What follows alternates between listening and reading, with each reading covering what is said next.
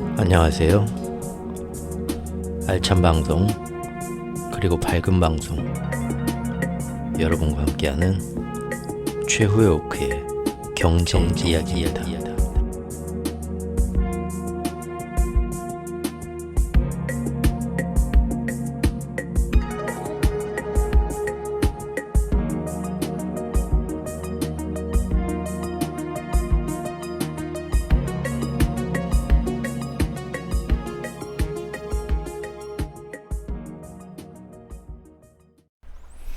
안녕하세요. 최후의 오크입니다. 모처럼 날씨 좋은 주말들 잘 보내고 계신지 모르겠네요. 무척 무덥긴 한데, 저번 시간까지 3부에 걸쳐가지고 2023년도 상반기 결산을 같이 한번 해봤습니다. 물론 이제 좀 중간에 뭐 이제 이거저거 딴 얘기 하느라고 3부까지 끌었는데 사실은 1부하고 2부에서 끝났던 거죠. 즉 다시 한번 되짚어보면 1부에서는 시장이 상반기 시장 모습이 어땠나, 미국 증시를 중심으로 봤고요. 역대로 지금도 전망이 이거다 저거다 엄청나게 엇갈리면서 굉장히 혼란스러웠지만 결국 시장은 AI의 힘으로 지금은 61%의 강세장의 모습을 보이는 아주 모든 사람들의 예상을 벗어나면서 굉장히 많은 논쟁을 불러일으키면서 지금 엄청난 모습을 보여주면서 6월 30일까지 상반기가 끝났습니다. 그리고 그 안에서 이제 특히 동북아 3국의 환율, 위안화와 일본 엔화는 또 중국과 일본은 오히려 다른 나라와 달리 역환율 전쟁을 벌이고 있는 그 웃긴 모습, 그 사이에서 중간에서 새우처럼 껴가지고 지금 이쪽 파도에 흔들리고 저쪽 파도에 흔들리면서 갈피를 못 잡고 있는 한국의 환율까지 한번 같이 봤었습니다. 그리고 2부에서는 2부의 내용이 좀 어떻게 보면 지금까지의 모든 대충 그 작년부터 있었던 이 거대한 거시경제 밑에 있던 기축통화의 패권 다툼에서 큰 흐름을 총정리한 셈이었죠. 한번 중국을 쓰러뜨리기 위해서 기축통화 패권을 이어가기 위해서 거대한 흐름이 알게 모르게 국제 정세와 경제를 물밑에서 자기들이 가고 싶은 쪽으로 어떻게 조정을 해왔는가, 그걸 본 거죠. 그것이 바로 작년에 한번 그런 식으로 상차림을 하고 세팅을 끝내고 뭔 일이 일어날 뻔했지만 전술적으로 변화가 오면서 금년에는 어떤 식으로 상반기를 지나왔나를 같이 한번 봤고요. 그리고 마지막으로 한 3부에서는 사실 이제 근데 작년 상차림과 금년 상차림 지금은 좀 달라진 게 있다, 여러 가지 난관이 있어가지고 좀 개량된 점이 있다, 그걸 봐야 되는데 그걸 보기 전에 지금 뭐 디리스킹, 그 다음에 중국에서 히토류 반격이 나왔고, 또 이제 마침 또 독립기념일 7월 4일에 환율 시장에서 재밌는 모습이 나와가지고 그것도 이제 잠깐 얘기하면서 괜히 시간 한번 까먹었죠. 오늘은 드디어 상반기 결산 이렇게 끝난 다음에 하반기에 2023년 하반기에 어떤 위험이 어디에서도 들려주지 않고 알려주지 않는 진짜 경제 이야기, 이 물밑에서 큰 기축통화 패권 다툼이라는 그 미중 갈등에서 서로 간에 그 전략적으로 상대방을 죽이기 위해서 어떤 핵폭탄을 어떤 식으로 세팅을 해놨는가를, 그거를 같이 살펴보겠습니다. 하반기 세팅이 어떻게 됐나. 그렇기 때문에 지금 저 같은 경우는 개인적으로 상반기 이미 지금 61%의 강세장이 누구도 부인 못할 게 현실로서 팩트로서 지금 나왔지만, 이제 물론 제가 다 맞다는 건 아니지만 저는 개인적으로 아니다, 위험은 더 커졌고, 저런 시장의 모습에 내가 볼 때는, 제 개인적으로 볼 때는 오히려 거시경제의 큰 흐름을 봤을 때는 더 진행 방향은 더 확실해졌다, 안 좋은 쪽으로. 그렇게 지금 안 좋게 보고 있는데, 왜 저는 그렇게 보는지, 하반기에 어떤 위험들이 지금 세팅되어 있다고 보는지, 거기에 대해서 맨 처음 이 시리즈에 처음에 등장시켰던 일본 중앙은행의 총재 우에다의 시점을 빌어가지고 같이 하반기 위험이 뭔지 살펴보는 시간을 갖도록 하겠습니다. 일반적인 다른 경제의 어떤 소식을 전해주는 어떤 방송에서는 볼 수 없는 거고, 또 이제 저만의 어떤 그 분기별, 반기별로 미리 예측해서 보는 약간 점쟁이처럼 이렇게 점 보는 식으로 그렇게 보는 이제 저만의 특징적인 점이 있죠. 이게 지금 오늘 이 시리즈의 마지막 편에서 오늘 하는 얘기가 바로 하반기 우리가 전체적으로 잡고 가야 할 큰 흐름일 것 같습니다. 자, 그럼 들어가겠습니다. 금년도 상차림 세팅은 현재 어떤 모습인가? 제가 지난 그 2부 마지막에 작년 상차림하고 틀리게 금년도에는 이 상차림 세팅이 뭔가 애매모호한 난관이 있어서 그 난관을 어떤 식으로 이번에는 작년하고 틀리게 바꿔나가기 위해서 개량된 점이 있는데, 그게 뭔지 살펴보자 했었죠. 그 금년에 발견된 작년처럼 그냥 무지막지하게 폭탄 터뜨리면 되겠지 했더니, 야, 그렇게 하려고 하니까 잘 안 되더라. 이런 거는 좀 바꿔야겠더라. 개선돼야 할 점이 있더라. 작년에 이제 달나라 가는 로켓을 발사했는데, 로켓이 발사하다가 스페이스X가 발사하다가 실패한 거예요. 뭐가 문제였지? 지금 다 데이터가 나왔죠. 그래서 이번에는 제대로 더 큰 폭탄을 더 안전하게 터뜨려 보자라고 하고 개선된 점이 나오는 겁니다. 이제 발견된 문제점이 뭐였나 보죠. 3가지가 있는데요. 첫 번째는 작년에 이렇게 한번 해보니까 미국이 앞장서는 세계적 금리 인상에 각국의 불만과 비난이 굉장히 만만치가 않았다는 점입니다. 제가 작년 11월에 그래서 전술적 변화가 그래서 일어났다고 저는 이제 얘기를 했었죠. 즉, 애초부터 연준은 미국의 연준은 미국 정부의 소속 기관이 아닌 독립된 민간 기관입니다. 그래서 자기들이 보는 건 미국 전체 그 정부 기관이 보는 그런 걸 보는 게 아니라 오직 자기들의 본연의 임무에 충실하겠다. 그게 뭐냐? 우리는 미국의 민간 기관이지 전 세계를 보는 기관이 아니다. 그래서 우리는 딴 나라 사정은 우리가 생각할 거 없이 우리는 일단 뭡니까? 미국만의 물가와 고용만을 바라보고 그걸 조정하는 단체가 우리 연준이다. 여러 번 얘기했습니다. 그러면서 작년 초반부터 세상에 공공연히 이렇게 말을 떠들고 다녔어요. 그랬지만 막상 작년 9월부터 미국의 급격한 빅스텝, 자이언트 스텝과 2배짜리 양적 긴축 QT를 하면서 그 여파로 각국 취약한 나라들의 국채와 회사채 시장이 일시에 흔들리면서 신용 경색과 금융 위기가 바로 눈앞에 닥치게 되니까 그동안 10몇 년 동안 초저금리 시대에 적응해왔던 세계 모든 나라가 비록 연준이 갑작스런 금리 인상을 할 수밖에 없었던 원인, 즉 그 세계적 인플레 원인이 작년 초부터 이 모든 게 어떤 팬데믹도 있지만 결국은 푸틴과 그가 일으킨 전쟁의 책임이 크다라고 열심히 몇 달 동안 홍보해오고 가스라이팅 해왔는데 막상 9월 말 10월 돼가지고 일이 터지니까 대부분의 나라들이 국제회의나 그런 데서 다 사실상 야, 이제 보니까 그동안 기축통화국인 달러를 가진 니네 미국이 보니까 그동안 10몇 년 동안 엄청난 돈을 앞장서서 풀었고, 그래 놓고 그렇게 돈을 많이 풀고 이제 갑작스럽게 그 부작용으로 이제 푸틴 탓을 대고는 있지만 우리가 보니까 이제 급하게 니네가 금리 인상한 것이 진짜 원인이구만. 니네 때문에 죽게 생겼어. 어따 대고 푸틴 탓이야. 우리가 정말 그러면서 니네 미국 갑자기 왜 그러는데 우리 죽겠다고 하고 막 들고 일어났던 거죠. 특히 이런 거는 그 앞에서 좀 힘있고 무게 있는 유명 인사가 저명 인사가 앞에서 이제 선봉리에 딱 서가지고 이렇게 나서게 되면 이제 일이 좀 커지죠. 근데 실제 작년 이맘때 연준이 전혀 예상 못했던 저명한 경제학자나 투자회사의 전문가들이 구체적으로 이렇게 우리나라 뉴스들 같이 결과만 딱 얘기해주고 누가 어쨌답니다 해갖고 궁금해서 그 일이 왜 터졌나 보려고 그 뉴스를 보면 현장에서 이런 일이 있었답니다. 그것만 딱 얘기하고 저기 화장실 갔다 밑 안 닦은 것처럼 뉴스를 끊어버리죠. 그 일이 왜 터졌고 뭐 때문에 터졌는가 제대로 조사를 해가지고 보도를 해줘야 되는데 우리나라 뉴스들 보면 현장에서 이런 일이 있었답니다 까지만 하고는 왜 그런가 말을 안 해주고 정말 그게 중학생도 쓸 수 있는 그런 웃긴 보도들 많이 하죠.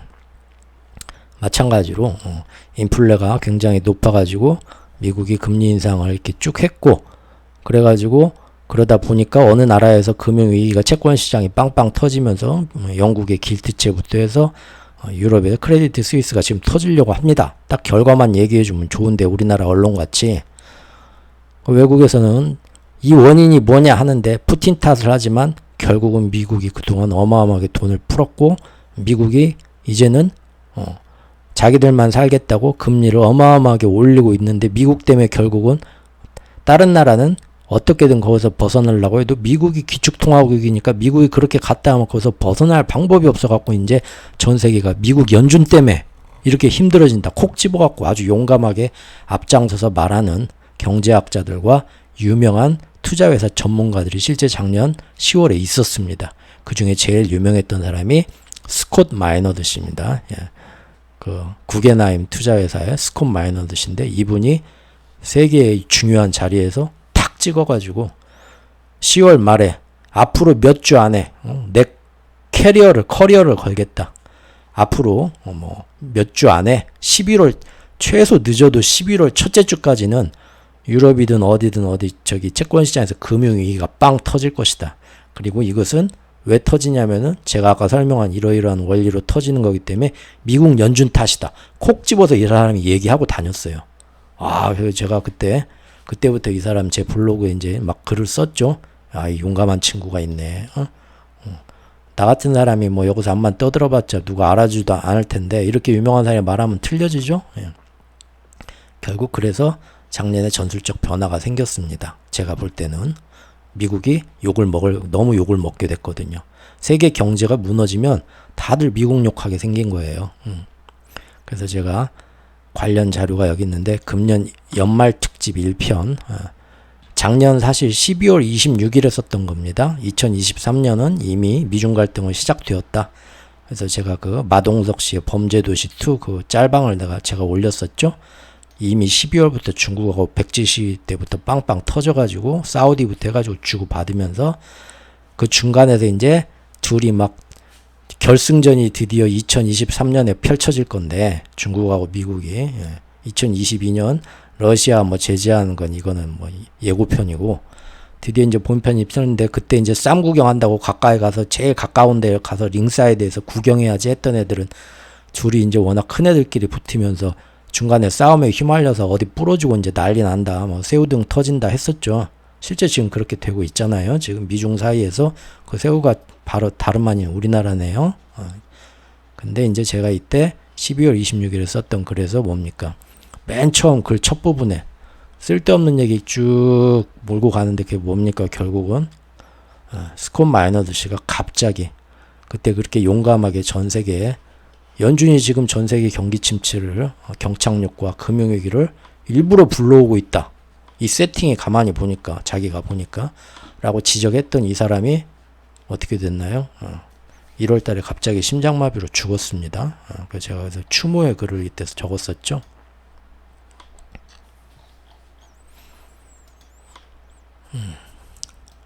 그리고 작년 10월에 이제 그런 일이 터뜨리려고 했어도 보니까 마침 그때 또 중국이 힘들게 제일 많이 충격을 받아야 되는데 중국은 제로 코로나로 아예 그냥 국경하고 어떤 금융 이런 것도 다 지금 상당히 봉쇄 중이었어요.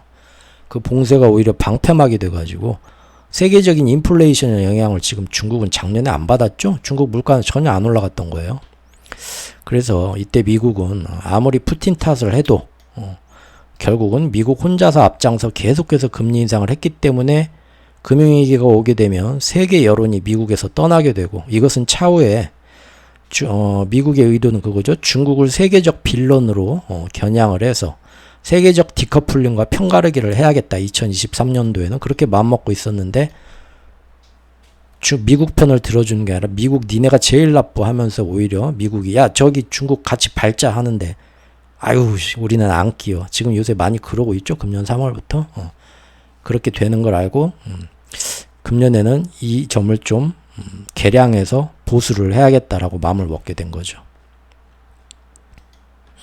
그래서 지금 상반기가 지나 지금 7월 초에 보니까 미국은 이제 6월 달에 한번 드디어 금리를 동결하며 쉬어가게 되었지만 미국에 있는 친구들이 있죠. 일진 친구들, 든든한 우방들이 자기들이 먼저 연초에 금리를 미국보다 먼저 동결하기도 했지만 이제 보니까 도저히 안 되겠다. 그거는 잘못된 선택이었어.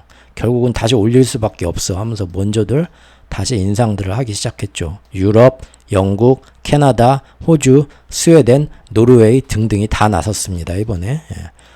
그러면서 다 같이 연준은 금리를 쉬었지만 우리가 보니까 안 되겠다. 우리 이번에 다 올렸다. 우리 심지어 영국은 빅스텝도 했어. 0.5로. 그러면서 보니까 미국의 문제가 아니라 미국이 연준이 금리를 올린다고 해서 전 세계가 뭐가 나빠지고 그런 게 아니라 봐라. 미국은 이번에 한번 쉬었잖냐. 근데 그거하고는 전혀 상관없이 우리는 우리 나름대로 다시 한번 더 금리를 올려야 할 정도로 각 나라마다 개별적인 상황이 다 틀리더라.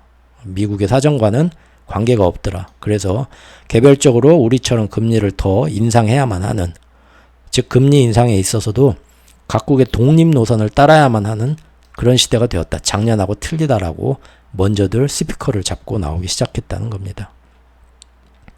즉 작년하고는 틀리게 앞으로 만에 하나 각국에서 어떤 금리 인상이나 양적 긴축 때문에 신용시장에서 문제가 빵 터지게 되어도 가장 지금 위험한 나라가 어디입니까? 영국이죠.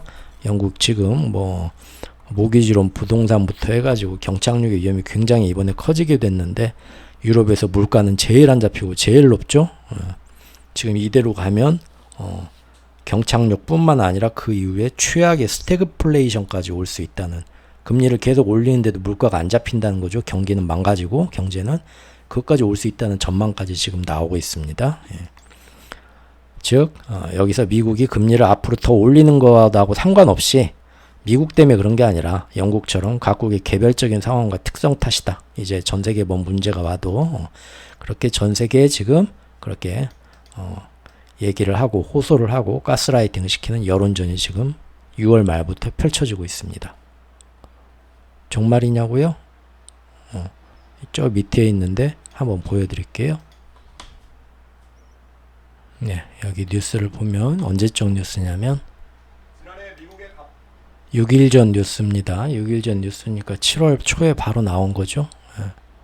거기 보면 각국의 중앙은행이 이제는 작년하고 틀리게 금리 인상에 있어서 각각의 마이웨이를 걷기 시작했다.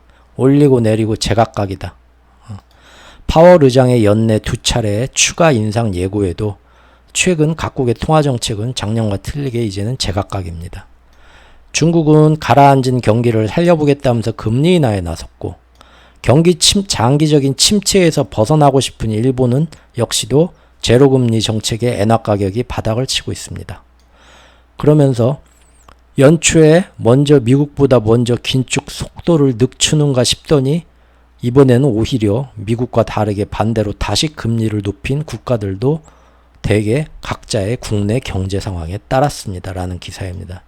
가장 먼저 동결에 나섰다가 인상을 제기한 캐나다와 최근에 깜짝 빅스텝을 밟은 영국은 탄탄한 고용과 소비 지표 때문에 자기들 나라의 사정 때문에 어쩔 수가 없었다. 즉 경기 부양, 물가 안정, 어디에 방점을 찍냐에 따라서 이제는 각자의 경제 사정 상황이 더 중요해졌고 그에 따라 각국 중앙은행은 마이웨이가 되었다라는 우리나라 YTN의 뉴스입니다.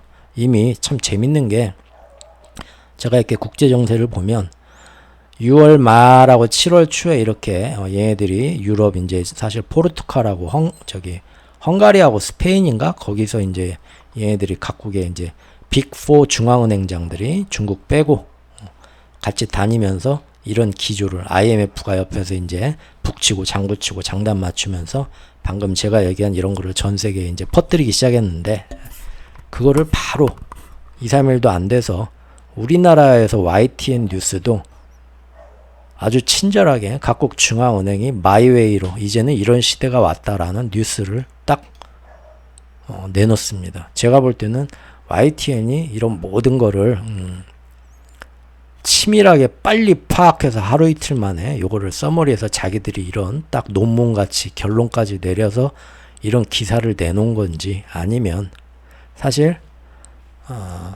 각국에서 큰 어떤 정책적으로 뭔가 이런 식으로 보도자료를 내면은 그 보도자료를 갖고 유럽과 BBC, CNN, CNBC, 폭스뉴스 해가지고 뉴욕타임즈에서 전 세계 제일 이제 외신 기자들이 다 모이는 프레스 센터들이에요. 그 연합 있죠. 거기다가 그 뉴스가 보도자료가 딱 퍼지고 어떻게 보면 그 위에 있는 정책적인 일을 하는 정책기관에서 앞으로는 이런 거다 하고 자기들 입맛에 맞게 쓴 어떤 논조의 보도 자료겠죠. 세상은 이제 이래야 돼 하면서 그거를 갖다 주면 그거를 저 위에 있는 가장 그 1티어급의 전 세계의 큰 언론들은 그 언론들이 그 정책에 그 정부에 친화적이냐 하면 그걸 그대로 갖다가 그 논조 그대로 써주는 거고, 반대되는 굉장히 이제 좌파적인 그런 언론이라면 아니다 하고는 뭐 여기에서도 뭔가 잘못된 게 있다고 반대 논론도 쓰겠지만, 대부분은 그 논조를 그대로 정책기관이 내놓은 보도 자료로 전 세계의 기자들이 모이는 프레스센터에 딱 터면은 그거를, 우리는 러시아나 중국 편은 아니잖아요, 대한민국. 그러죠? 그럼 언론도 똑같이 그쪽 유럽이나 일본 아니 유럽이나 미국 이런 데서 내놓은 언론 보도 자료를 그대로 갖다 특파원들이 받아서 번역하고 해석하고 내놓으면은 그거를 그대로 국내에서 갖다가 이렇게 갖다 결국은 주는 그대로 앵무새처럼 떠들게 된다는 얘기입니다. 세계 언론 체계도 그렇게 돼 있다는 거죠. 그래서 지금 제가 보니까 6월 말에 얘네들이 돌아다니면서 아까 제가 지적한 것처럼, 야 이제는 미국의 문제가 아니라 전 세계가 각자의 상황에 맞춰서 이렇게 자기 마음대로 뭐 금리를 올렸다 내렸다 하면서 또 미국하고는 다른 상황으로, 우리는 오히려 미국이 쉬는 건 상관없어, 우리는 앞으로 뭐 저기 경착륙이 오든 말든 어쩔 수 없이 빅스텝 더 해야겠어, 이런 나라가 나오는 것처럼 지금은 작년하고 틀리게 중앙은행의 마이웨이다, 이런 얘기가 이러고 나서 하루 이틀 만에 우리나라 언론에서 이거를 굉장한 어떤 전문가가 심사숙고해가지고 이거를 아주 분석해가지고 내놓은 어떤 자료처럼 뉴스가 나오는데, 제가 볼 때는 다 상부에서 이렇게 전달돼서 나오는 보도 자료 같습니다, 결국은. 예. 그러니까 세계 언론도 이렇게 조정이 된다는 걸 제가 말씀드리고 싶은 겁니다. 그리고 어떤 식으로 이렇게 언론의 내용까지 아주 빠르게 이렇게 퍼지냐 보면은 결국은 저 맨 위에서 전 세계의 경제 상황을 주름잡고 드라이빙 하고 싶어하는 그 세력이 어떤 식으로 여론을 몰아가고 있는가도 사실은 이렇게 살짝 볼 수가 있다는 거죠. 그래서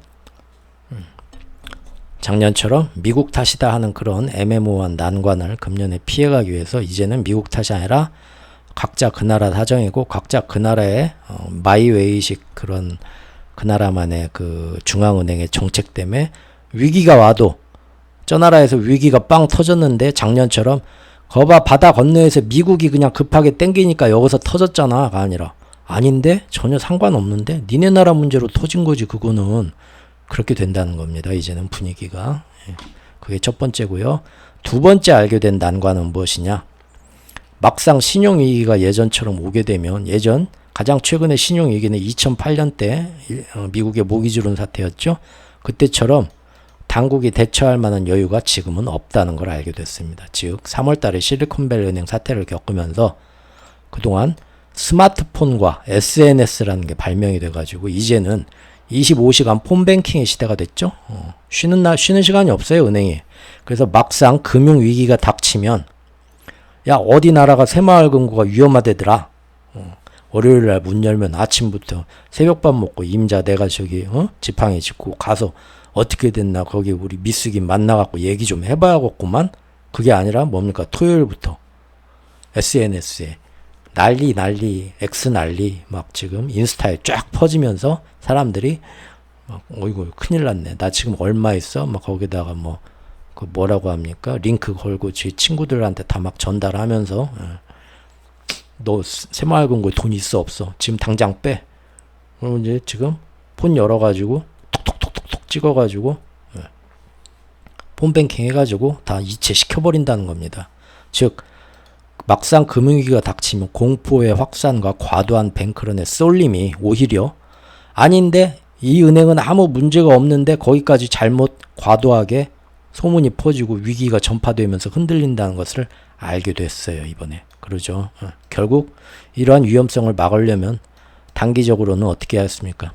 손가락을 못 쓰게 먹통으로 만들어야죠. 어플 다 먹통으로 만들고 SNS도 막아버리고 나라 안보를 위해서는 그렇게 해야 됩니다. 근데 그게 중국이나 가능하지 민주사회에서 가능할까요? 이번에 사실 지금 미국의 어떤 그 대놓고 지금 미국의 달러 기축통화 패권에 우리가 반항하면서 우리만의 뭐 실질 자국의 실리를 취하겠다라고 나온 유럽의 가장 큰 나라가 어디였습니까? 프랑스였죠. 제가 그래서 연초에 그 마크롱을 나폴레옹이 비유를 하면서 따로 특별 영상까지 만들었었죠. 요새 마크롱 아무 힘도 못 쓰죠. 왜 그러죠? 그 연기금 그것 때문에 난리 치다 그게 좀 가라앉을만 하니까 또 뭡니까? 이번에 이민자 10대 아이가 이제 경찰한테 총상당했는데 그것이 SNS로 엄청나게 퍼지면서 다 들고 이런 나라에서 그동안의 어떤 인종차별 현상이었죠. 쌓이고 쌓인 앙금이 터진 건데 단순히 경찰 문제가 아니라 이제는 뭡니까? 폭동이 되어버렸죠. 건물이 수백 채가 불탔다는 게 말이 됩니까? 거의 전쟁이죠 그러면.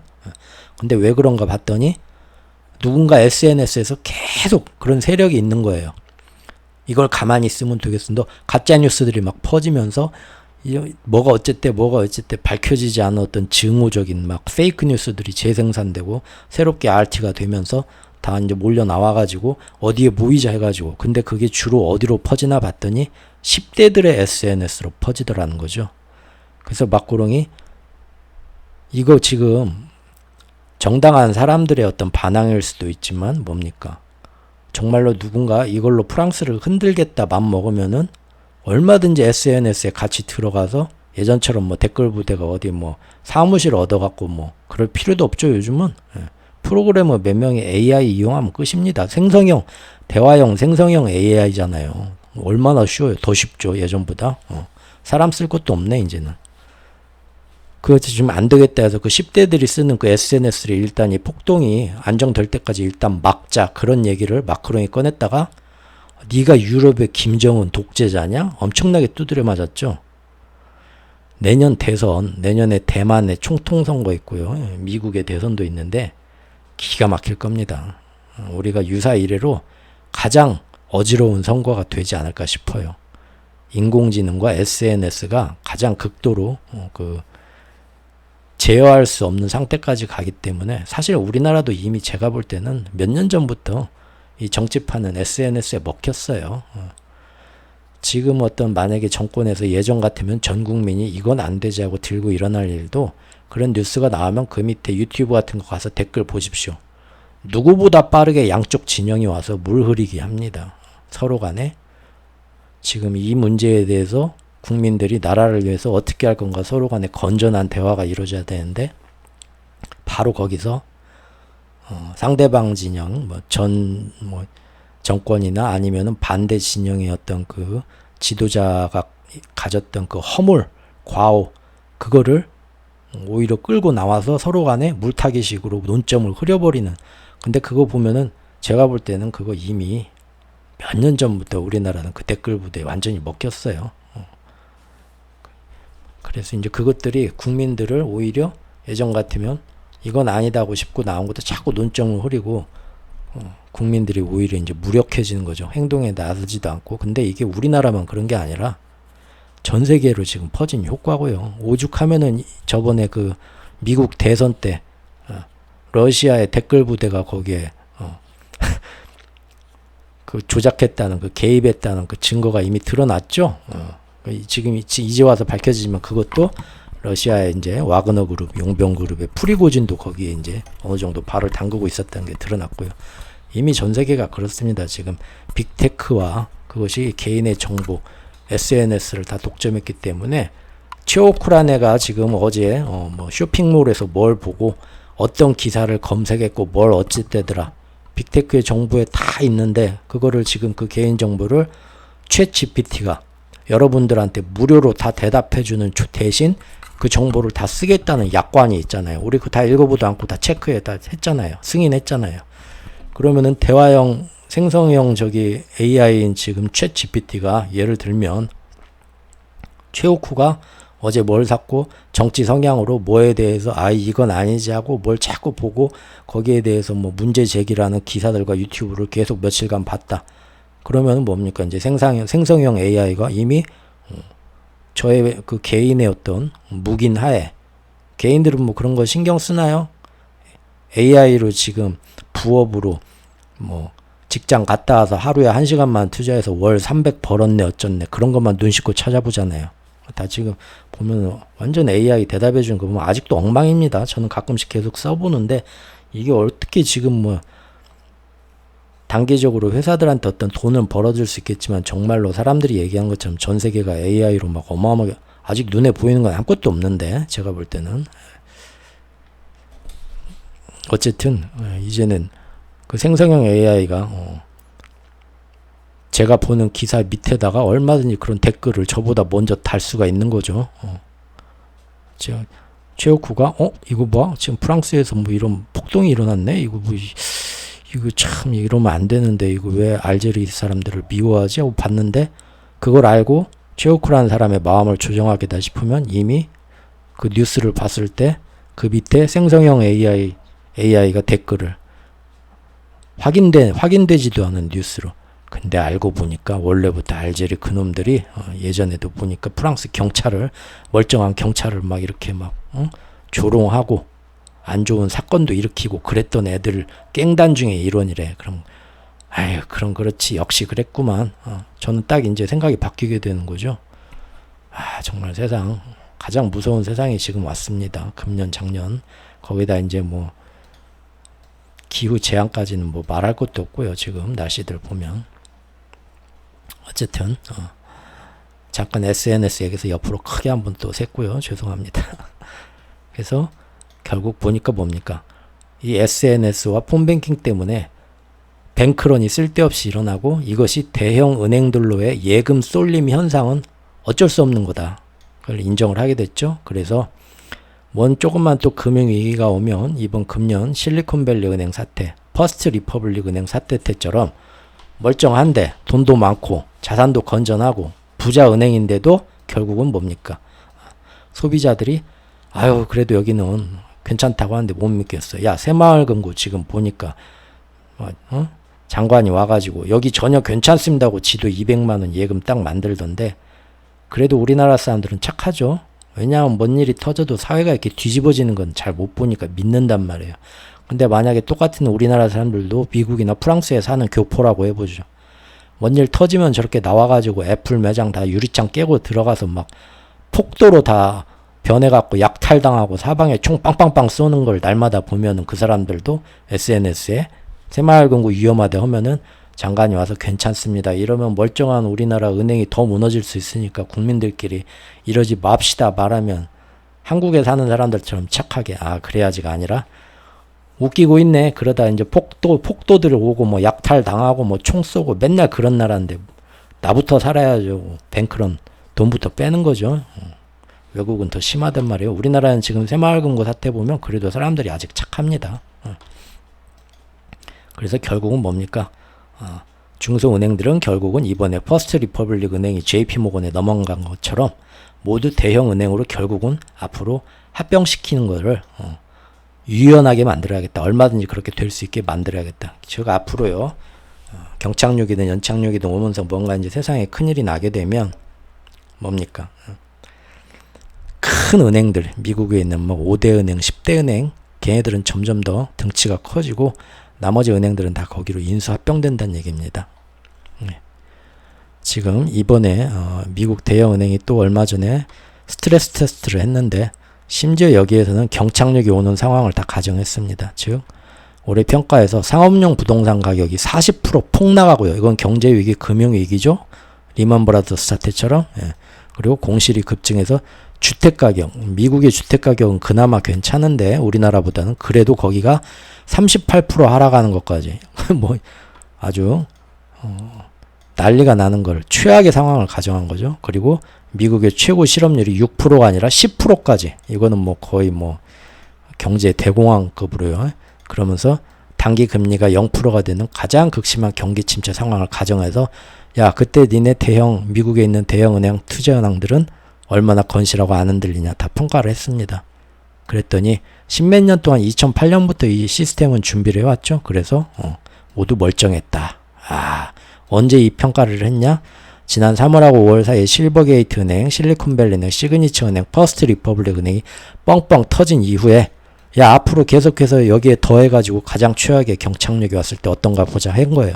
그럼에도 불구하고 어제 오늘 준비한 게 아니죠. 2008년도부터 이 법을 시행을 하고 계속 더 지금까지 준비를 해왔기 때문에 멀쩡하더라. 이 얘기는 뭡니까? 외국에서 뭔 일 터져도 미국의 근본 은행 시스템은 흔들리지 않는다는 것을 이미 다 몇 차례에 걸쳐 지금 훈련을 하는 겁니다.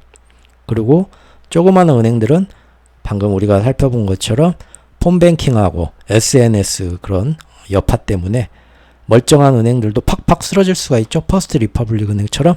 그러면은 어떻게 이번에 퍼스트 리퍼블릭 은행을 JP모건에 넘긴 것처럼 추가 합병하면서 버텨내겠다는 겁니다.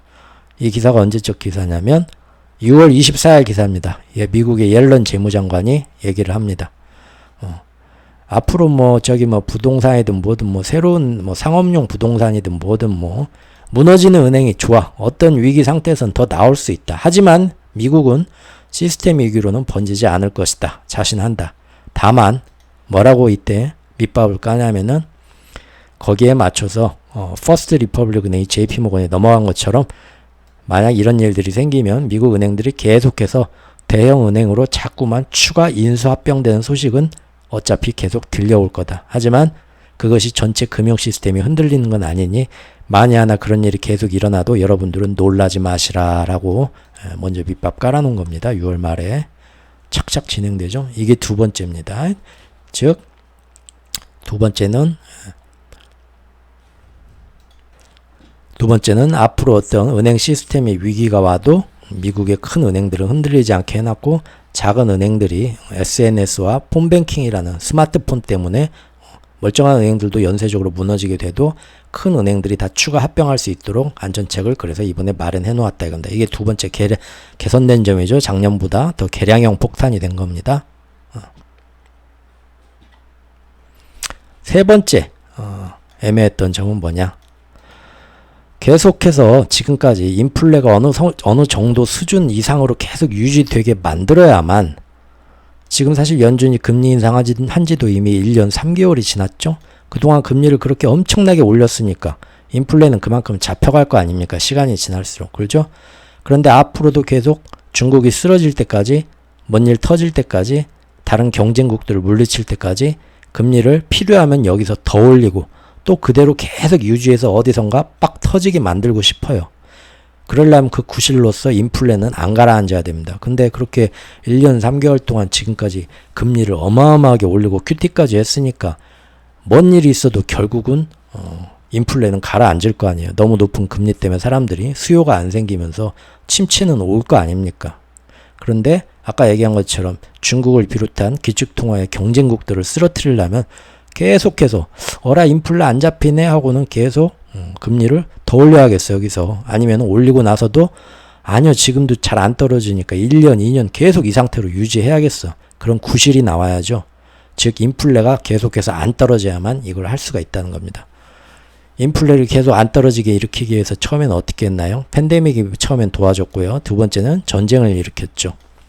그 후에는 이제 작년에서 금년으로 넘어오면서 준비한 거는 우리가 2부에서 살펴봤던 것처럼 신냉전의 기조를 되살려서 세계 경제를 반토막으로 경제 디커플링을 일으켰습니다.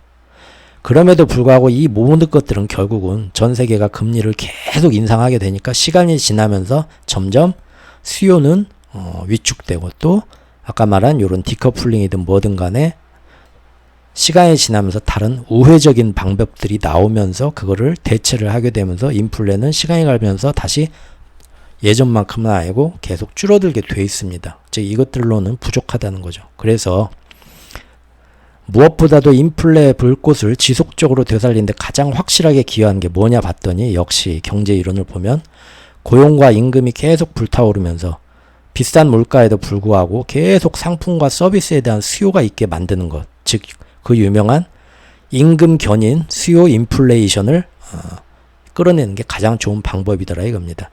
그러기 위해서 제가 작년부터 꾸준히 지적한 거죠. 바이든 정부가 연준은 작년부터 계속 금리 인상을 하는 내내 바이든 정부는 그것과는 정반대로 인플레를 더욱 고착화시키는 각종 재정 부양 정책을 엄청나게 내면서 돈 계속 풀었죠. 그러면서 동시에 미국은 외부 이민자가 없으면 생활경제가 돌아가지 않는 시장인데 그거를 철저히 고용시장을 통제하면서 외부 이민도 지금 예전만큼 안 받아들이면서 계속 1인당 일자리는 크게 남아돌게 아직도 1.6명, 1.7명 수준이죠. 예. 거기에다가 이제 또 반도체 지원법이나 IRA 감축법 같은 걸 바이든이 억지로 막 우격다짐으로 실행을 해가지고 이제 앞으로 미국에서 모든 게 다 생산이 되는데 그것들이 그 어떤 때보다도 높은 비용과 임금을 들여서 억지로 비싼 물건을 생산하게 만들었습니다. 그러면 인플레가 유지되는 거니까요. 예. 여기 보면 삼성 얘기가 나왔습니다.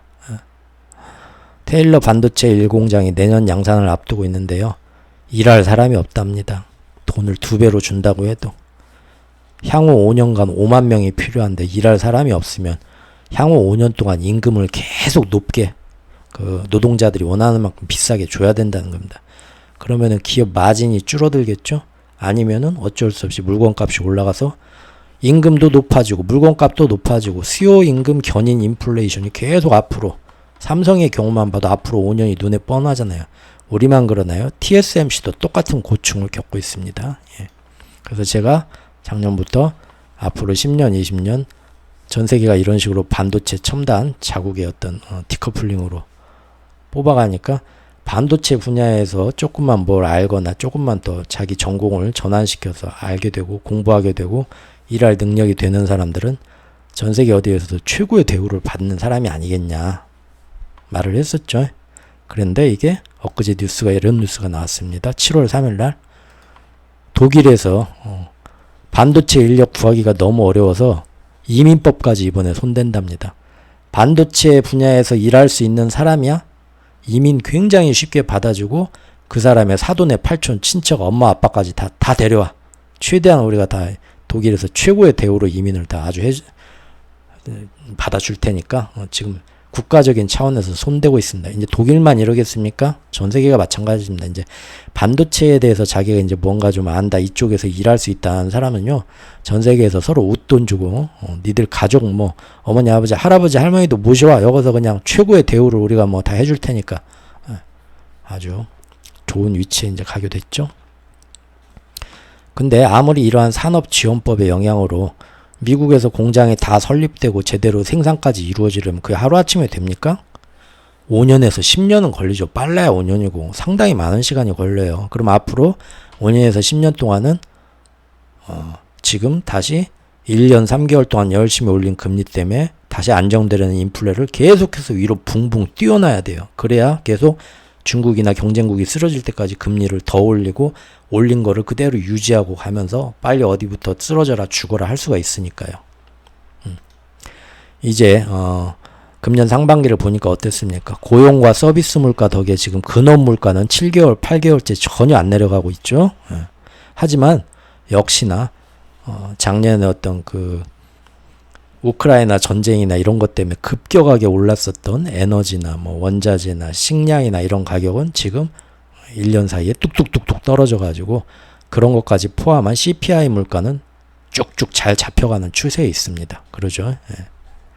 그러다 보니까 이제 시장에서는 야, CPI가 이렇게 떨어지는데 근원 물가도 이제 기다리면 떨어져. 왜냐하면 그동안 1년 3개월 동안 금리 인상을 어마어마하게 했잖아. 이게 시간차가 있다니까. 이제 나올 때 됐어요. 1년 3개월이면. 원래 1년 6개월 걸린대. 1년에서 2년 걸린다고 하니까. 그러니까 지금 금리 인상 또 하지 말고 연준아 그냥 있어. 그리고 좀 있으면 내리게 돼. 다들 지금 그렇게 생각하는 거죠.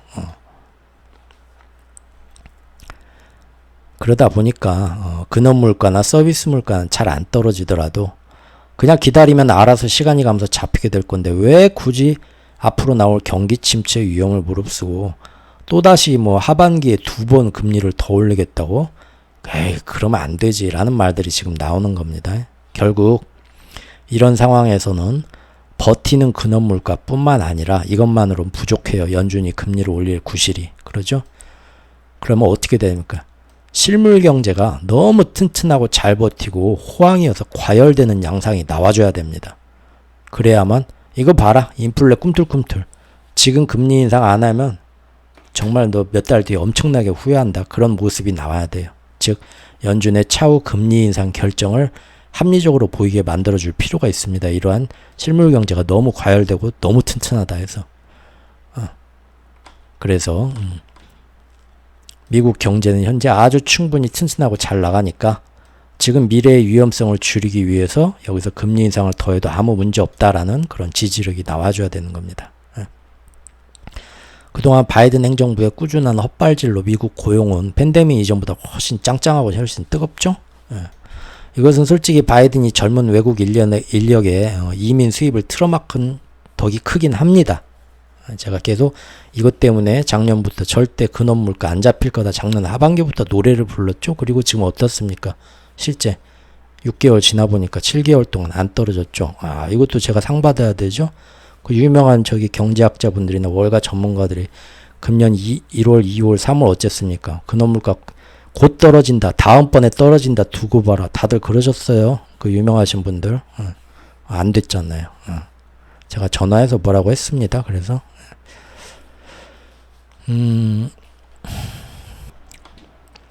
그리고 또 제가 작년부터 하반기 때부터 지적했던 게 뭡니까? 바이든의 이민 정책도 제가 여러 번 지적하면서 작년 말부터 빅테크나 이런 여러 가지 기업에서 어마어마한 그 해고가 나왔죠. 인력 해고가. 그래서 고용시장도 이제 금방 안정될 거다 말들을 했지만 생활경제가 돌아가게 하는 것은 대기업이 아니라 미국에서는 중소기업의 힘이 굉장히 크다. 중소기업은 지금 사람을 못 구해서 난리다. 제가 말씀드렸었죠. 그리고 기사도 막 갔다가 제가 그때 주장한 게 도로공사하고 알바하고 레스토랑에서 웨이트리스하고 그 전부 다 뭡니까? 이민자들이에요. 심지어 불법 체류자들도 있고요. 걔네들 없으면 미국의 3분의 1을 차지하는 소비경제가 돌아가지가 않는다. 빅테크에서 몇만 명씩 계속 해고해도 전체 시장에서 차지하는 비중은 적다. 전체 시장은 사람을 못 구해서 날리고 억대 연봉을 받던 IT 전문가들은 해고당하겠지만 거기서 해고당해도 다른 데서 너 구글에서 일했다며 여기 와봐 우리 지방에 농협이 있는데 농협에서 지금 전산 담당자 구하는데 돈 많이 준다니까 한번 일단 얘기나 들어봐. 사방에서 지금 다 끌고 가려고 했죠. 그 사람들은 금방 자리를 또 다른 일자리를 얻게 되고 오히려 지금 뭡니까?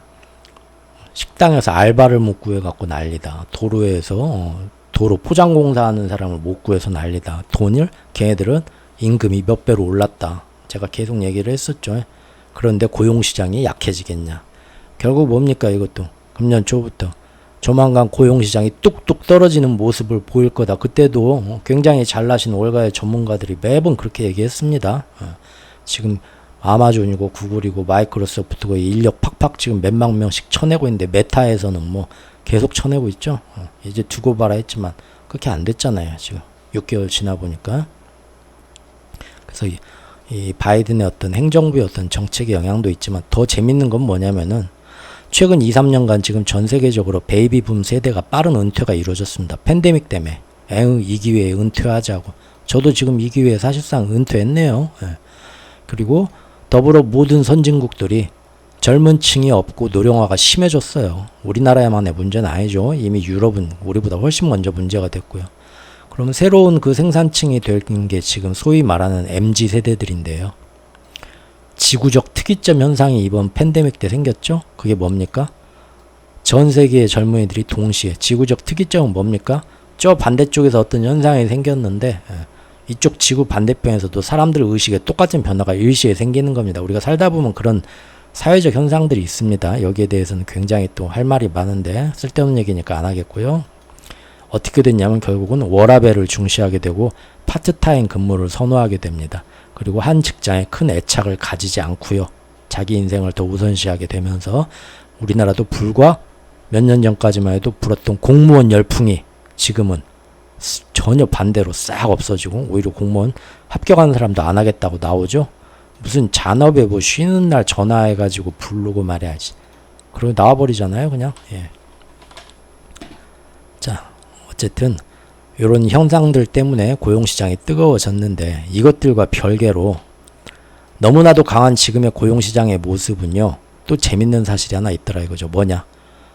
제가 작년 11월부터 갑자기 소비자 물가 지수가 너무 드라마틱하게 딱 연준이 지금쯤 피벗하고 방향 선회하는 게 미국 입장에서 좋겠는데 할 때 우연히 그렇게 딱 나왔다 그죠. 이거 이상하다 했는데 몇 달 그때도 제가 의심병이 많다 제 스스로 얘기를 하고 지적을 했지만 몇 달 뒤인가 제가 어떤 다른 기사 하나 결국은 들고 왔었죠. 요거 그 당시에 큰 오차가 있었다고 인정이 되었다. 몇 달 뒤에. 잘못됐다는 거죠. 통계가. 금년 초에도 그런 거를 제가 한번 지적한 적이 있었는데 또 그렇게 나왔었고요. 올해 초에 계절적 오차를 감안해도 너무 급하게 늘어났던 일부 고용 수치도 그랬었고요. 거기에 이제 이미 예전부터 이미 말이 많았던 PC 물가가 근원 물가가 제대로 지금 시장의 인플레이션을 반영을 안 하고 있다는 여러 경제학자들의 지적도 있었고요.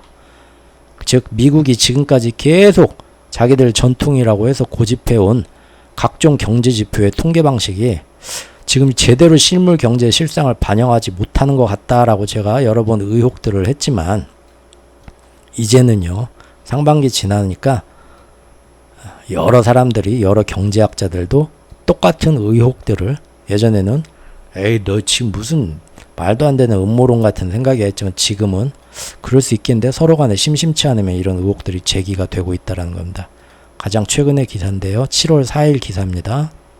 요거 제 블로그에 있는데 이런 현상에 대해서 관심 있으신 분들은 한번 읽어보시죠. 여기 굉장히 재밌는 얘기가 나옵니다. 그래서 결론은 뭐냐? 이 경제학자들이 연구를 하기를 지금 나오는 고용시장 지표가 전혀 지금 말이 안 된다. 얼마든지 국가나 그 공직에 있는 그 통계를 자기들 이런 식으로 조사를 하면은 실제와 맞지 않고 여기에서는 그렇게까지 말은 안 하지만 입맛대로 바꿀 수도 있지 않겠냐라는 의혹도 살짝 지금 제기를 하고 있습니다. 물론 독재 사회주의가 아닌 최첨단 자유민주주의 국가인 미국에서 굳이 이런 경제지표를 조작해가면서 현 정권의 지지율을 끌어올리는 그런 제3세계 아프리카 쿠데타 국가 같은 그런 허접한 짓을 한다?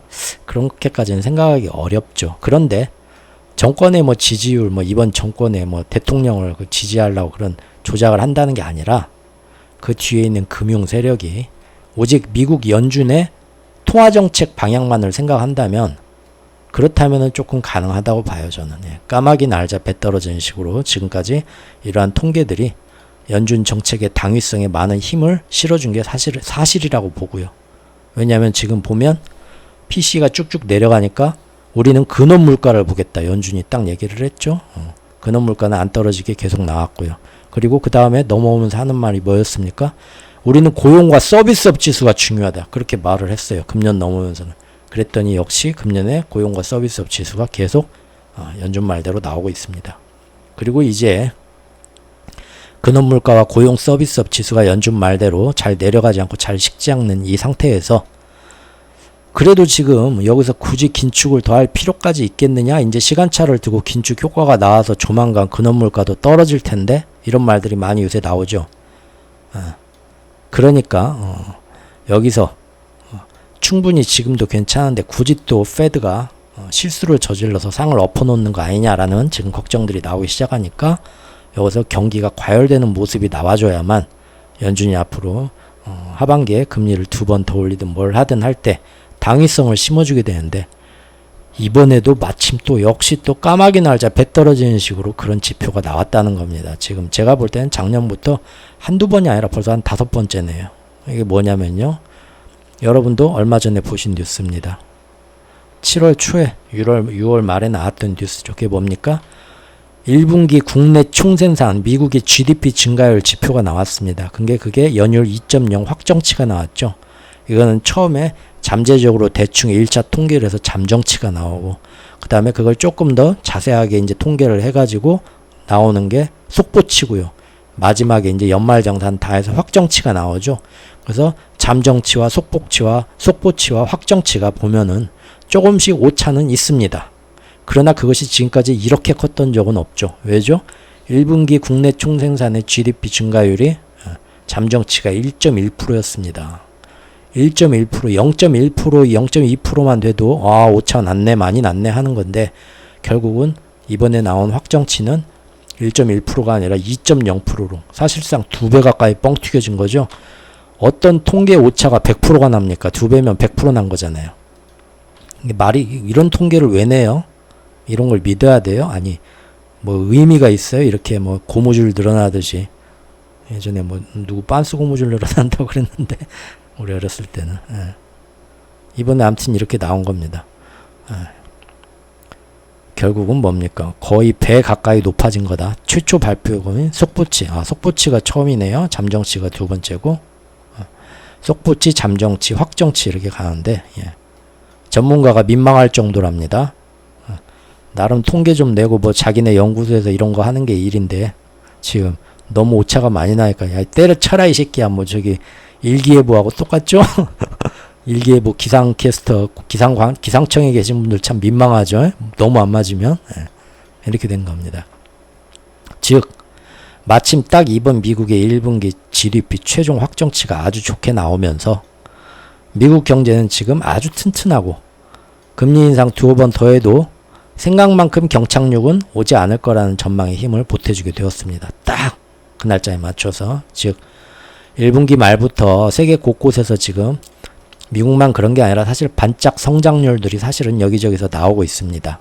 우리나라도 바로 얼마 전에 6월 수출이 지금 16개월 만에 흑자 전환했다고 뉴스가 나왔습니다.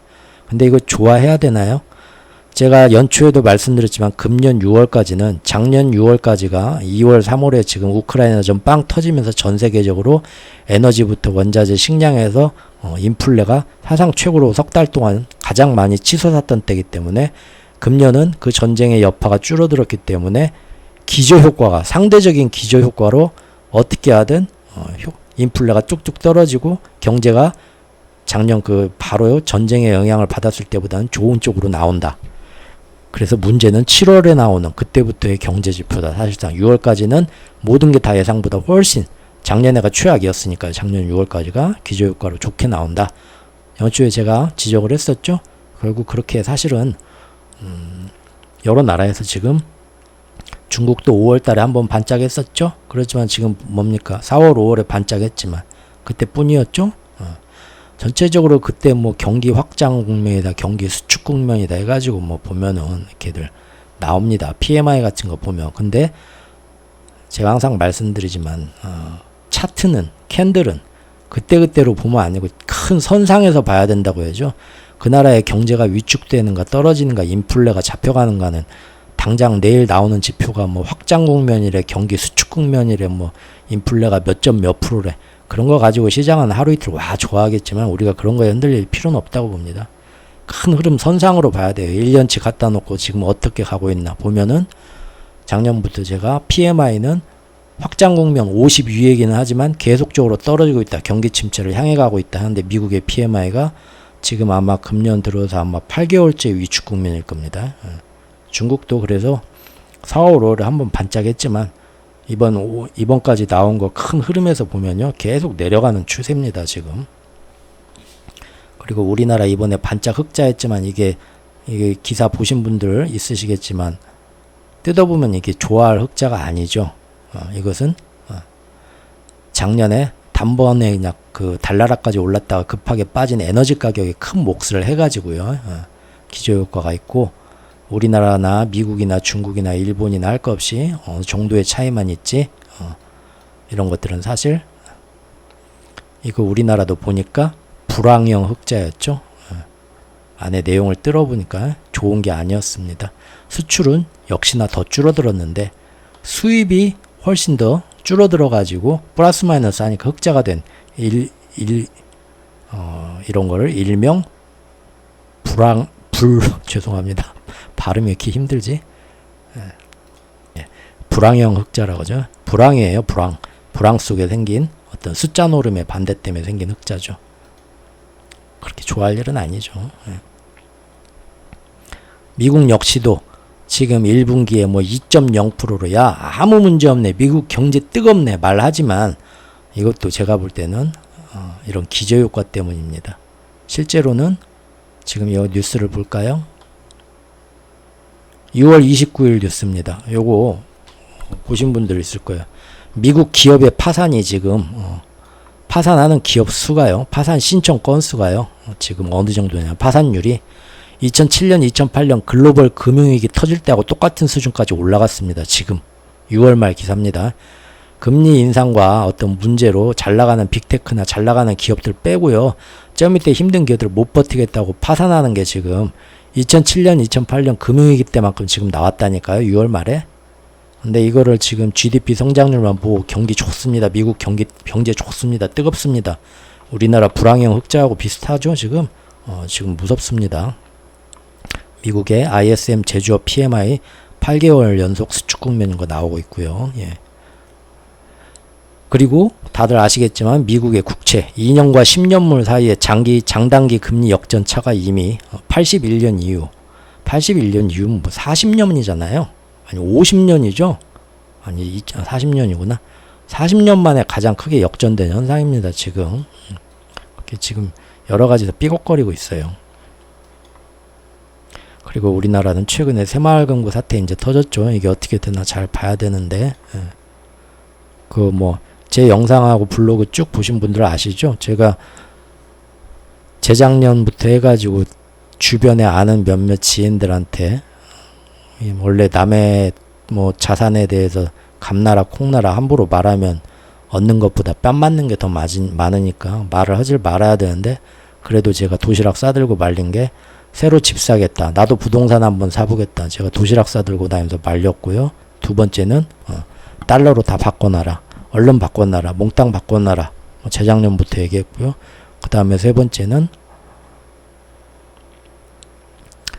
나중에 금리가 이제 올라가는 시대가 돼서 은행에서 이자 많이 준다고 예적금 들으라고 유혹할 텐데 그때도 절대 제2금융권은 아무리 많이 준다고 해도 피해라.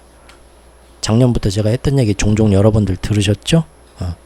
결국은 지금 새마을금고 이렇게 지금 문제가 나는데 잘 막았으면 좋겠습니다. 우리나라는 그렇게 미국처럼 막 뱅크런이 막 빠르게 일어나진 않는 것 같아요. 사람들이 역시 우리나라 사람들이 괜찮습니다. 저기 뭐 폭도들이 날뛰는 저희 서양 놈들하고는 틀리죠. 예. 근데 지금 대부업 업체들도 지금 대부업 연체율이 지금 어마어마하게 지금 우리나라도 말도 안 되게 지금 올라가고 있고요. 소상공인들 지금 더 이상 못 버틴다는 거죠. 9월 달부터는 그 소상공인 그 연체 받아주던 것도 이제 연장 안 해주죠. 자영업자도 이제 지금 9월이죠. 너무 무섭습니다. 대부업도 문제고 이 기사가 조금 된 기사인데 이 이후에 이제 바로 며칠 지나고 나서 지금 이번에 새마을금고가 터진 겁니다. 즉 작년 가을에 그랬던 것처럼 이제 금년 가을에 또다시 정말로 미국의 주적인 중국 경제를 무너뜨리기 위한 트랩을 작년하고 작년처럼 똑같이 상반기 동안 제가 지난 시리즈에서 얘기한 것처럼 꾸준한 여러 가지 노력들을 통해 상차림을 해놨는데요. 이번 것은 작년의 실수를 교훈 삼아 만든 개량형 버전이라 하겠습니다. 여기 새로운 폭탄을 만든 겁니다. 이번 개량형 폭탄에 아까 말한 그 위에 세 가지 단점을 보완한 거죠.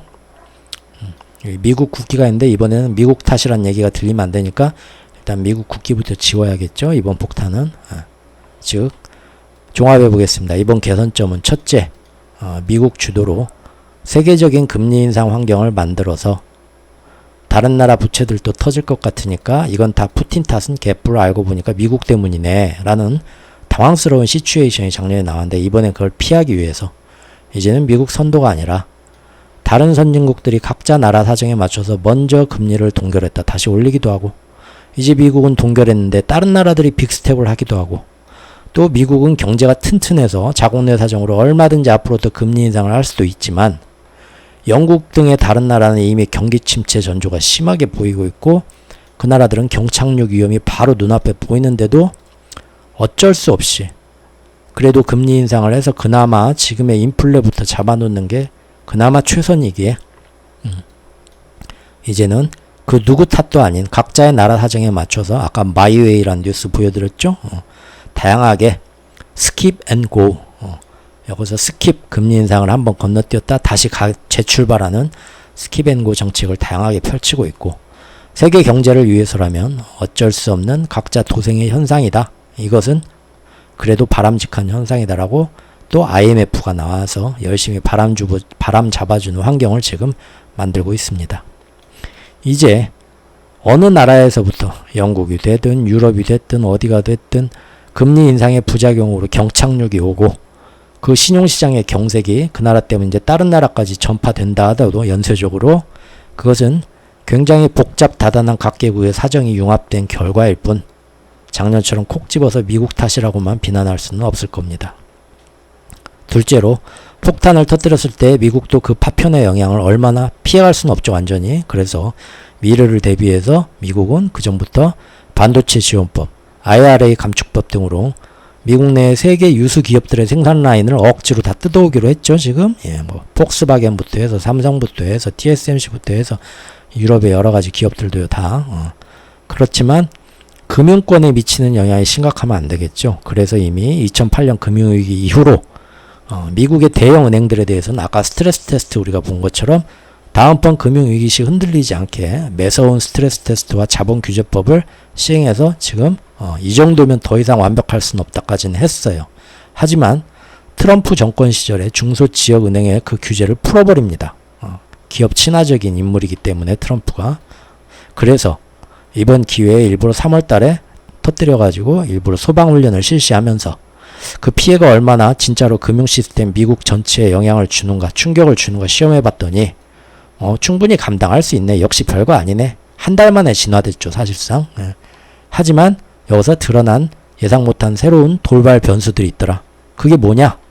바로 인터넷 뱅킹, 모바일 뱅킹, SNS를 이용한 과도한 공포와 패닉의 전달. 그로 인해서 손쓸 수 없는 과도한 뱅크런 현상으로 자본 상태가 양호한 멀쩡한 은행마저도 억지로 쓰러지더라. 이건 하나의 정부전에 대처해야 되는데 어떻게 민주사회에서 뭐 중국처럼 틀어막을 수는 없고 결국은 다시 한번 대형 은행들이 모두 이 충격을 니네가 다 이제 흡수해줘라. 즉 또 다른 파산은행이 나오면 병합하고 인수하는 쪽으로 해결을 잡자. 지금 방향을 잡았고요. 옐런이 나와서 이미 그렇게 얘기를 한 거 아까 보여드렸죠. 예. 세 번째는 계속해서 앞으로 연준이 금리 인상을 더 하고 그걸 오랫동안 유지해 나가려면은 명분이 필요하다는 거예요. 인플레가 이제 곧 잡혀갈 거야가 아니라 봐라. 이제 곧은 무슨 앞으로도 택도 없다 라는 걸 사람들한테 보여줘야 돼요. 그러려면은 아무리 인플레의 불꽃을 살살 전 세계에서 피운다 해도 전 세계 세계대전이 벌어지지 않는 한 그 충격의 여파는 시간이 지날수록 다른 대안이 나오면서 조금씩 다른 방법을 찾게 되고 진정되게 됩니다. 처음에는 팬데믹이 촉발점이 되었지만 이 모든 인플레이션에 3년이 지나면서 백신 장벽과 함께 엔데믹으로 바뀌면서 그것들은 더 이상 인플레를 견인하지 못하게 되었고요. 그래서 러시아나 전쟁이 나타나줘가지고 에너지, 원자재, 식량 등에서 아주 고폭등의 인플레를 작년에 촉발시켰지만 전쟁은 결국은 1년 지나면서 길어질수록 그만큼 전쟁 때문에 계속해서 옆에 나라들은 피해는 많이 특히 유럽들이 입고 있지만 동시에 다른 루트로의 공급 우회망을 분산시키게 되었죠. 유럽의 에너지를 미국과 아프리카, 중동 등등에서 끌어오게 됐답니다. 물론 이것은 예전만큼 싼 가격이 절대 아닙니다. 예전만큼의 물가 안정을 가져오지 못해요. 그래도 전쟁 초기 때만큼의 높은 가격은 아니다라 이겁니다. 즉 그동안 1년 동안 올린 금리가 시간이 지나면서 어느 정도 인플레 물가도 잡아가니까 결국은 이 금리를 계속 유지를 해야 되냐 오랫동안 그런 원동력을 시간이 가면서 잃게 된다는 거죠. 그거는 원하지 않는 거죠. 그래서 원동력을 계속 유지시키려면 어떻게? 세 가지를 꾸준히 유지해 줘야겠더라. 뭐냐? 첫 번째는 임금 상승률이 물가 상승률을 앞지르면서 계속 인플레를 유지시키는 고용시장을 탄탄하게 만들어야 된다. 그렇게 하는 거 보여드렸죠. 두 번째는 현재 우크라이나 전쟁이 이대로 끝나지 말고 계속 더 유지되거나 더 확장되면서 에너지, 원자재, 식량 등을 필요할 때 또 한 번 또 자극해주고 뻥뻥 튀게 만들어줘야 된다. 그리고 만에 하나 아무리 그렇게 하려고 해도 세상 일은 어떻게 될지 모르니까 돌발적인 상황이 나오면서 이번 프리고진 사태가 만약에 쿠데타가 진짜 쿠데타가 돼서 푸틴이 하야하면서 전쟁이 끝났다고 해보죠. 그러면 이거는 미국도 상상을 못했던 결과겠죠. 즉 만에 하나 이 전쟁이 돌발적으로 휴전되거나 종전되는 경우를 대비를 해야 됩니다. 그러려면 어떤 대비를 해야 되죠? 또 다른 전장을 준비해 두는 겁니다. 이스라엘과 이란, 북한, 시리아, 대만 해협 지금 다 여기에 그 어느 때보다도 국지적 긴장감이 빵빵해지고 굉장한 그 연합훈련들이 군인들이 다 모여가지고 함선들이 모이고 핵잠수함까지 들락날락 하고 있죠. 지금 그렇게 만들었습니다. 예. 대만 해협은 직접 중국하고 미국이 붙으면 안 좋겠지만 서로가 안 붙고 서로 간의 긴장 상태만 유지해도 이집트의 수에즈운하, 북미와 남미 사이 중미의 파나마운하처럼 아시아에서는 대만 해협, 중국과 대만 사이의 이 길을 대만 해협을 통과하는 것이 만약에 거기에 지정학적 어떤 긴장감 때문에 막혀버리게 되면요. 이란의 호르무즈 해협처럼 해협들이 문제죠. 그렇게 되면 삥 돌아가게 되면서 모든 공급망에 다 큰 충격을 받습니다. 그러니까 여기서 긴장 상태만 해줘도 그 공급망의 충격은 다시 한번 인플레를 자극하게 되거든요. 요거를 그래서 준비를 해놓은 거고요. 세 번째 준비는 계속해서 미국의 최종 목표인 중국 경제를 더욱더 압박하는 거죠. 즉 중국에 대한 첨단 산업 관련 수출 제재를 자유연합이 여러가지 국가안보를 구실로 점점 더 많은 분야로 넓혀가면서 차기 경쟁국인 중국의 힘을 빼기도 하고 중국 경제가 스스로 침체에 빠지도록 하는 이중의 효과를 발휘하겠죠. 그리고 중국 경제가 침체돼야만 중국 내부의 거대한 부채 폭탄을 더욱더 위험하게 만들어서 이제 미국이 앞으로 차후에 경착륙의 폭탄 스위치를 누르려고 할 때 빵 그 중국 안에 폭탄이 더 크게 터질 수 있도록 최대한 극적으로 만들 수 있겠죠. 자, 이렇게 미국은 위에 세 가지 개량형 버전을 2023년 상반기가 지난 지금까지 거의 다 세팅을 하고 준비를 한 겁니다. 그리고 이제 이게 이번 시간까지 이야기고요. 다음 시간까지 한 번 더 해야겠네요. 다음 시간 얘기는 뭐냐면 마지막으로 이 폭탄이 작년 하반기에 그랬던 것처럼 전 세계 채권 시장의 유동성에 마비를 일으키면서 기폭제 역할을 어디선가 해야 되는데요. 이 기폭제 역시 적당히 만만하면 불발탄이 될 수도 있기 때문에 그 트리거 방아쇠는 최대한 극적인 게 좋습니다. 그래서 금년 트리거 즉 기폭제는 드디어 작년보다 더 풍성하게 준비해 놓기 시작했습니다. 이게 뭐냐면요. 한번 잠깐 살펴보시죠. 작년에 이런 경제 위기를 가져올 수 있었던 트리거는 뭐였냐면 각국이 미국을 따라해서 했던 급박한 금리 인상과 거기에 더불어 연준의 9월부터 시작되었던 2배짜리 양적 긴축 QT 그게 다였습니다. 하지만 올해는 얼마나 더 풍성해졌나 볼까요? 작년 9월에 비교했을 때 지금의 연준 금리가 그때보다 훨씬 더 높죠. 그 이후에도 몇 번 더 올렸으니까 더 고금리 상태 더 위험해졌습니다. 두 번째, 작년 9월 이후로 지금까지 실리콘밸리 은행 사태 때문에 돈이 풀린 것이 QE다라고 주장도 반 정도는 하시지만 어쨌든 미국 연준이 미국 국채를 안 사주는 QT는 지금까지도 계속 더 진행 중입니다. 마찬가지 사실이죠 이것도. 그런데 여기에 이제 상반기에 부채 한도 협상의 후유증으로 이제 미국은 하반기에 금년 연말까지 훨씬 더 많은 단기 국채를 발행을 해서 시중에 쏟아져낼 예정이란 건 누구나 다 아는 사실입니다.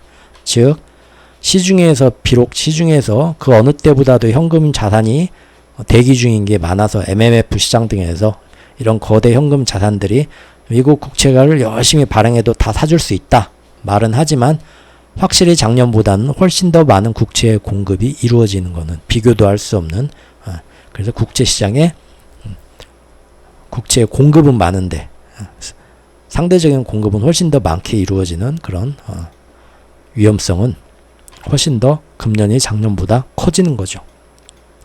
이렇게 공급이 많아지면 어떻게 됩니까? 자칫 잘못하면 언제든 국채 금리를 위로 치솟게 하는 거죠. 그렇죠? 국채가 너무 많아가지고 공급이 많으니까 국채 가격이 싸지는 거고 국채 가격이 싸지면 잘 안 사주니까 더 많은 금리 이자 더 많이 줄 테니까 좀 사과하고 이자율이 올라가는 거잖아요. 그렇죠? 이미 지금 2년물과 10년물까지 모두 작년 하반기만큼 엊그제 치솟고 있습니다. 보셨죠? 2년물 금리가 5.0%를 넘었고요. 10년물 금리가 드디어 다시 한번 또 4.0을 넘었죠. 거기서 이제 깔딱깔딱 하고 있죠. 올랐다 넘었다 하고. 단지 이게 지금 요즘 왜 그렇습니까? 연준이 지금 돌아가는 걸 보니까 7월 달에 정말로 금리 인상 일단 한번 하겠네. 9월 달에는 또 할지 어떨지 몰라도 7월은 확실히 하겠네. 그게 정해지자마자 그 사실 하나만으로 지금 2년물과 10년물 금리가 연초에 뭐 TMF 3배짜리 사라들 난리들을 쳤지만 그러지 말라고 어떻게 될지 모른다고 했는데 결국은 지금 연초만 해도 아유 저기 3월 5월까지가 마지막 금리 인상이고 이제 안 하니까 걱정 말어. 지금 TMF 3배짜리 국채 사. 지금이 딱 좋아. 해서들 많이 사셨지만 연준이 이런 거시적인 환경에서 주적인 중국을 전 세계 채권 시장의 경착륙을 일으키기 위해서는 정말 그렇게 둘까요? 저는 그렇게 안 보고 블랙스완 조심해야 됩니다. 라고 주장을 했지만 지금 보니까 어떻습니까? 6개월 지나고. 물론 증시는 AI 때문에 위로 뻥뻥 떴지만 거시적인 상황은 결국 그렇게 가잖아요. 지금은 다들 연말에 금리나 연말까지 금리나 2번은 할 걸 하면서 지금 그때 다 채권에 투자했던 사람들 지금 날마다 지금 내가 그때 왜 샀을까 지금 후회들 하고 있죠. 그런데 지금 바로 어제랑 그제까지 지금 2년물 10년물이 5% 4% 위로 빵빵 뜬 같은 순전히 7월에 연준이 금리 인상 끝난 게 아니라 한 번 더 할 수 있겠어. 6월에는 쉬었지만 그 사실 그 기대감 하나만으로 지금 오르는 거예요. 아직 아까 얘기한 금융위기 때처럼 미국의 회사채 시장이 지금 파산을 신청하는 회사가 많아졌다. 파산 회사하면 그 나라 파산 신청하면 그 회사의 회사채가 날아가는 거잖아요. 그렇죠? 그런데 아직 모든 회사채가 어디서 빵빵 터지고 연쇄적으로 그것 때문에 부동산 시장, 상업용 시장이 빵빵 터졌다라는 그런 사건들은 아직 터지지도 않았습니다. 심지어 그 사건들이 터지면 금리는 국채권 금리는 더 올라가겠죠.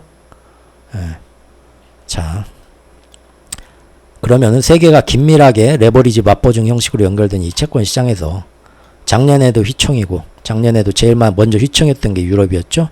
그리고 금년 3월달 실리콘밸리 사태 때도 제일 취약하게 결국은 터졌던 유럽에서 그 유럽마저도 이제 금년 7월부터는 사실상 미국 연준이 작년부터 해왔던 QT와도 같은 즉 채권을 더 이상 국채를 중앙은행에서 안 사준다. 연장을 안 해주겠다. 만기 연장을. 그런 거를 지금 정책 미국 연준의 QT와 똑같은 정책이죠. 그 정책을 금년 7월부터 지금 유럽이 하도록 예고가 되어 있습니다. 즉 작년에는 미국 혼자서 QT를 했지만 이제는 유럽 시장에서도 똑같이 미국처럼 QT를 한다는 겁니다. 사방에 지금 채권 금리가 위로 빵빵 치솟을 준비를 7월부터 하고 있다는 거고 하반기에는 더 많이 미국은 할 거라는 거예요. 부채 한도 이런 것 때문에. 그런데 여기다가 만약에 여기서 일본이 작년 12월 말에 갑자기 아무런 예고도 없이 위에다가 시장에 갑자기 미친 짓을 한번 했었죠. 일본의 YCC 커브 컨트롤 정책이 있는데 요거를 거기에 정책 금리에 살짝 변화를 0.5를 줬었죠. 그러면서 갑자기 어느 정도 앵고 정책으로 돌아서게 하면서 이것도 한번 제가 그때 시뮬레이션 한번 돌린 거라고 했죠. 어느 정도 어떤 시장의 채권에 충격이 오는가 한번 자기들이 그러면서 전 세계에 저금리로 퍼져있던 엔화 자금이 모두 일본으로 다시 빨려 들어가는 일본식 금리 인상의 효과가 나타나게 되는 겁니다. 즉 그것이 바로 전 세계에 퍼져있는 엔캐리 투자 자금의 회수이자 소멸이죠. 미국이 금리 인상을 올리면 전 세계에 퍼져있던 달러 자본이 미국에서 더 이자를 많이 주고 환차손이 나니까 싹 빠져나가가지고 미국으로 쓱 흡수가 되면서 전 세계가 지금 자산시장이 다 폭락을 하는 거 아닙니까? 다른 신흥국이. 근데 그거를 일본이 한다는 겁니다. 한마디로. 예, 일본이 지금까지는 초엔저 정책을 유지하면서 금리 완화 정책을 지금 고집을 하고 있지만 작년 12월에 잠깐 한번 슬쩍 땡겼던 것처럼 YCC 컨트롤 정책을 언제가 됐든 갑자기 지금 유럽은 7월부터 한다고 하고요. 미국은 이제 일본은 미국이 신호 주면 하겠죠. 빠르면 7월이고 아니면 하반기 언제가 될 수도 있겠죠. 그러면은 일본에서 전 세계로 싼 금리 때문에 전 세계 해외 시장에 투자 자본으로 들어가 있던 엔화가 일본이 그런 중앙은행이 그런 정책 변을 하면 전 세계에서 쏙 빠져나가서 일본으로 쏙 들어간다는 겁니다. 그러면 그것이 전 세계 자산 시장의 폭락과 채권 시장의 그 폭락을 가져온다는 거죠. 대충 잘 모르시는 분들도 뭔 뜻인지 대충 이해가 가시죠? 즉 미국이 금리 인상과 QT로 지금 세계에 퍼진 달러 자금을 회수해가고 있잖아요. 이것 때문에 우리나라도 지금 힘든 거고요. 그런데 유럽 역시 7월부터는 금리 인상과 더불어 QT를 병행할 예정이고요. 지금까지는 안 그러던 일본조차 만약에 조만간 자기네식 금리 인상과 QT를 만약에 단행한다면 어떻게 되겠습니까? 지난 10몇 년간, 정확히는 2008년 이후로 미국의 모기지론 금융위기 사태 이후로 전 세계가 다 이렇게 밀접하게 채권시장이나 이런 거에서 연결이 되어 있기 때문에 한 군데가 한 지역권 경제가 무너지면 다른 전 세계 경제가 다 같이 무너지는 위험을 그때 봤었죠. 그래서 미국 주도하에 G7 주도하에 전 세계가 모여서 무한 양적 완화로 돈을 엄청나게 풀어서 이 세계 경제 위기를 막아보자. 그때 그렇게 회의를 합니다. 그래서 2008년도 이후로 전 세계가 지구 역사상 가장 많은 돈을 풀어가지고요. 2008년도부터 팬데믹이 일어나는 2020년도까지 12년 동안 지구 역사상 최고의 버블이 만들어집니다. 그렇게 가장 큰 공헌을 한 나라, 가장 많은 돈을 푼 나라가 어딘가요? 통계를 보니까 미국의 달러, 유럽연합의 유로화, 일본의 엔화, 그리고 중국마저 자기네들 여기서 우리 이제 막 경제 살아나면서 우리도 선진국 해보자 하는데 여기서 죽을 수는 없다고 중국도 어마어마하게 돈을 풉니다. 그래서 그때부터 중국 부동산 시장이 하늘 높은 줄 모르고 날아가기 시작한 거죠. 예. 이 세계에서 가장 경제권이 큰 미국, EU, 일본, 중국 네 나라가 동시에 돈을 풀어서 지구상 최고의 자산 버블을 만든 거예요. 그런데 이제 작년부터 금년 상반기까지 이어진 지금까지 차려진 상차림 세팅을 보면 금년 하반기에는 잘 들어보시죠? 미국이 작년보다 훨씬 더 높은 금리 상태에서, 맞죠? 더 많이 채권 시장에서 더 빡세게 방아쇠를 당길 예정이란 거고요. 유럽 역시 더 높아진 금리 상태에서 안 하던 QT를 7월부터 시작할 예정이란 거고요. 가장 돈을 많이 풀었던 애들이 가장 많이 돈을 지금 회수한다는 거죠. 그리고 이제 일본마저도 만에 하나 똑같은 짓을 갑자기 하겠다고 어느 날 치고 나온다면, 그러면 전 세계의 채권 시장의 유동성 경색은 이 가장 큰 경제권 세 나라가 협력하면서 그 어느 때보다도, 그리고 작년보다도 훨씬 더 크게 요동칠 수밖에 없겠죠. 이게 지금 제가 파악하고 있는 바로 현재의 상차림 세팅입니다. 그리고 이 거대한 빅3가 미국, 유럽, 일본 빅3가 만약에 같이 호흡을 맞춰갖고 동시에 트리거를, 방아쇠를 땡긴다고 해보죠. 그러면 마지막 빅4인 중국이 혼자서 세계 경제의 버팀목 역할을 하면서 온전히 서 있을 수 있을까요? 아니면 제일 먼저 제일 큰 부채 폭탄, 지방정부 폭탄이 터지면서 뭔 일이 생길까요? 여기까지가 3부입니다. 그리고 오늘도 역시 못 끝내는데 4부입니다. 정말로 다음 편은 마지막 5부. 하반기에 어떤 위험성이 세팅이 거시적으로 더 크게 되어 있는가를 오늘 살펴보았고요. 그러면 지금 보니까 미국하고 유럽은 그런다는 건 알겠어요. 근데 정말로 일본이 갑자기 미친 척하고 미국하고 유럽처럼 똑같은 짓을 할 가능성이 있을까? 정말 그 가능성이 얼마나 될까? 그게 궁금하겠죠? 그런데 그 가능성이 갑자기 이번에 6월 말 7월 초에 유럽에서 저기 포르투갈이랑 헝가리에 있었던 국제 포럼에서 미국의 파월 중앙은행 총재하고 유럽의 라가르드 유럽 중앙은행 총재하고 영국의 베일리 영란은행 총재, 이 세 명이 지금 사실상 예전부터 국제 금융 세력, 몇백 년 전부터 이어지던 국제 금융 세력하고 가장 밀접한 경제권의 중앙은행장들이죠. 이 중앙은행장 3명이서 어떻게 하겠다고 앞으로의 어떤 금리 정책이나 통화 정책을 똑같은 방향으로 가겠다 말하면 전 세계 경제는 그쪽으로 갈 수밖에 없는 어마어마한 힘과 파워를 가진 애들입니다. 그렇죠? 근데 이 자리에 우에다를 불렀습니다. 일본의 우에다를 이번에 친히 불러요. 그래서 그 4명이 모여가지고 뭔 얘기를 하게 되는데, 이 지금 흘러가는 상황을 보면 지금 제가 의심하는 것처럼 미국과 유럽과 영국뿐만 아니라 이제는 일본까지도 여차하면 얘네들이 신호주면 참가해서 전 세계의 거대한 큰 폭탄을 동시에 방아쇠를 당길 수도 있겠다라는 그런 흐름이 보이게 됩니다. 그거를 다음 시간에 보도록 하겠습니다. 예. 주말 잘들 보내시고요. 또 여기까지 긴 얘기 들어주셔서 감사하고요. 다음 시간에는 꼭 끝낼 수 있도록 하겠습니다. 죄송합니다. 주말들 편히 보내십시오.